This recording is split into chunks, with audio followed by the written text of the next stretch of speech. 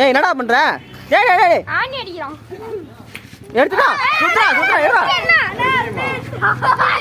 அபிட் okay right. அவரு அந்த பக்கம் அபிட்.